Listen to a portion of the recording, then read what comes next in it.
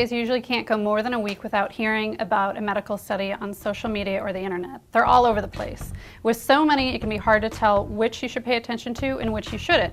There are a few tips to remember when trying to decide. So tip number one, always remember that a research study showing a relationship between two things doesn't necessarily mean that they cause one another. They may simply be associated with each other. So for example, if 7 people went to the eye doctor and had an apple for lunch that day and all had perfect vision, it doesn't mean that if you had an apple for lunch that day, you would also have perfect vision. Tip number 2, one study rarely proves something on its own. Science relies on repeating the same experiment over and over and getting the same results, meaning researchers want consistent results, and that's called replication. And that leads us to our next point. Most medical recommendations rely on a large body of evidence, which includes lots of studies over several years rather than one single study or just a little bit of evidence. Tip number 4, be wary of something that sounds exaggerated or too good to be true.